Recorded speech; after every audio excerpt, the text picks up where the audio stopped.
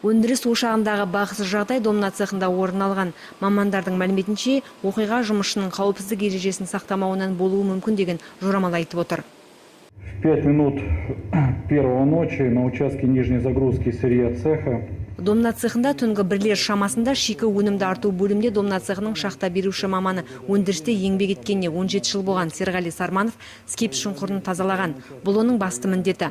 Мұнда жұмысты ол күрекпен жасайды. Комиссияның алдын ала жорамалы бойынша ол шылым тартты ма, әлде телефонмен сөйлесіп тұрды ма, әйтеуір оң қолмен жұмыс жасап тұрған қондырғыны ұстап қалған. Жүріп тұрған қондырғы оның қолын басып өтіп, сындырып кеткен. Жұмысшы дереу Қарағандыдағы Мақажанов клиникасына жеткізілді. Бүгінде оған ота жасалды, жағдайы қиын. Оқиғаға байланысты әлі де тексеру жұмыстары жүргізілетін болады.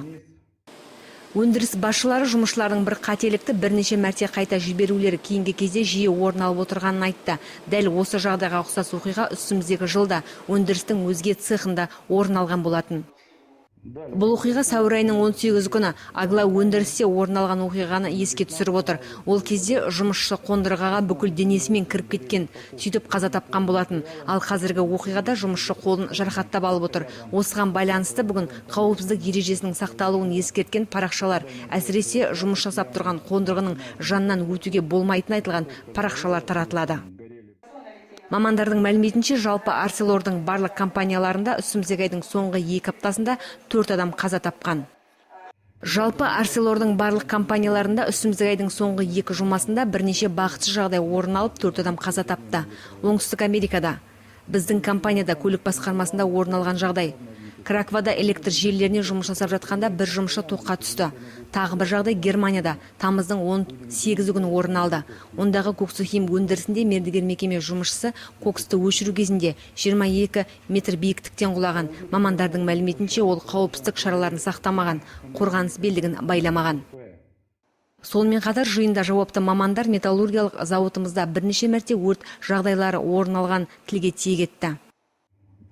Тамыздың 19 күні 16 сағат 8 минутта теміржол басқармасында отқа төзімді материалдар салынған қораптар жанған.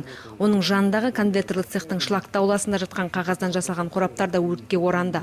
Сондай-ақ оның жанындағы бояулар өзге де қажетті заттар өртенген. Мұнымен қатар нөмірі 1-ші қаңылтырақтау цехында өрт оқиғасы орын алды. Қазір комиссия жұмыс жасап жатыр. Мамандардың болжамынша пульттағы электр жүйелерінде ақау шығып, өрт содан болған.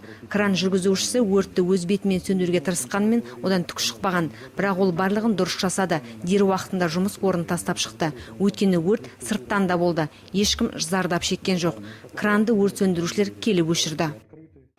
Сонымен қатар мамандар жиында өрт қауіпсіздігін сақтамаған бірнеше мердігер мекемелерді атап өтті. Соңынан әр жұма сайын жүргізілетін аудиттік тексерістің қорытындысы жария етіліп, цех басшыларына біршама ескертулер жасалды.